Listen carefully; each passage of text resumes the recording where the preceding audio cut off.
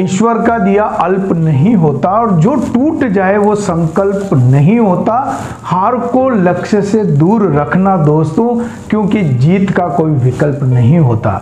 नमस्कार दोस्तों, मैं शिव कुमार व्यासवाणी चैनल में एक बार फिर आपका स्वागत करता हूं। दोस्तों, दिसंबर आईना दिखाता तो जनवरी सपने दिखाता है। जनवरी मतलब नया साल।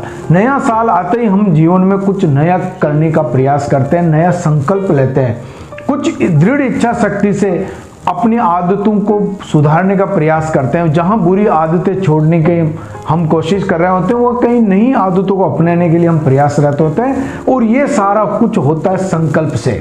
दोस्तों, संकल्प शक्ति इस दुनिया की सबसे बड़ी शक्ति है। संकल्प शक्ति के कारण ही स्वर्ग में बहने वाली गंगा नदी को इस धरती पे आना पड़ा था। जीवन में हम कुछ भी पाना चाहते हैं, कुछ भी लक्ष्य निर्धारित करते हैं, वो बिना संकल्प शक्ति के पूर्ण नहीं होते हैं। तो नए साल पे यदि आप कोई संकल्प लेने जा रहे हो तो ये वीडियो पूरा देख लें, और आप क्या संकल्प लेने जा रहे हो नए वर्ष पे, मुझे कमेंट बॉक्स में लिख के जरूर बताएं। दोस्तों, दुनिया में संकल्प शक्ति, जो कामयाब लोग हैं और नाकामयाब लोग हैं, उनमें अंतर न ताकत की कमी का होता है, न ज्ञान की कमी का होता है, बस एक ही शक्ति का होता है, और वो होती है संकल्प शक्ति।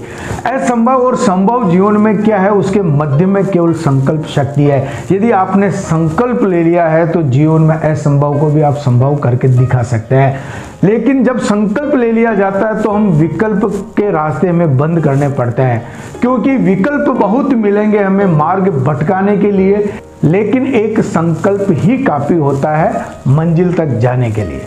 और दोस्तों, जीवन में जैसे ही हम संकल्प लेते हैं, हमारे राह में बड़ी बड़ी मुसीबतें, बाधाएं, रुकावटें आने लग जाती है। लेकिन जिसकी संकल्प शक्ति मजबूत होती है, राह में कितनी बाधाएं आई, ठोकरें आए, उनको वो सहता हुआ आगे बढ़ जाता है। और जिन्होंने भी जीवन में सफलता के कीर्तिमान स्थापित किए हैं, उनके मन में सबसे बड़ी शक्ति थी संकल्प शक्ति। दोस्तों, एक सन्यासी जंगल में कठोर तपस्या कर रहा था। कई वर्षों की तपस्या के बावजूद भी उसे आत्मज्ञान की प्राप्ति नहीं हुई, तो वो थक गया, हार गया, और वहां से कठोर तपस्या को छोड़कर वापस घर की ओर लौट रहा था।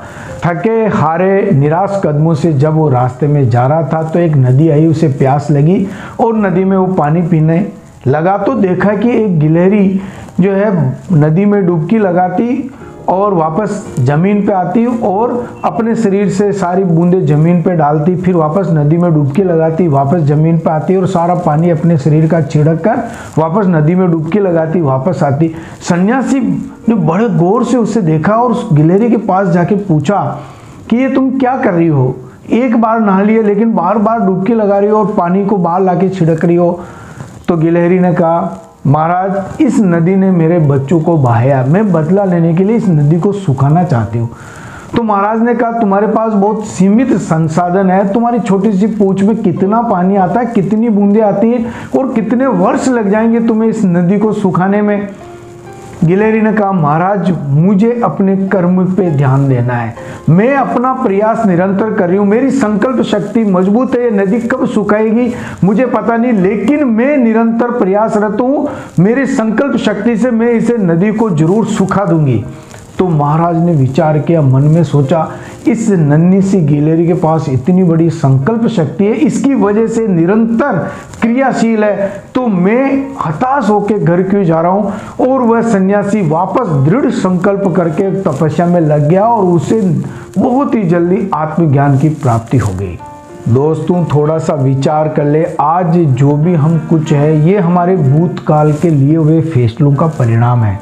आज के अभी के फैसले ही हमारे भविष्य को तय करते हैं, इसलिए जो संकल्प लेना है आज ही लें, अभी लें और उस संकल्प के पीछे लग जाए, दिन रात एक कर दे, निश्चित रूप से सफलता आपको मिलेगी, मिलती है।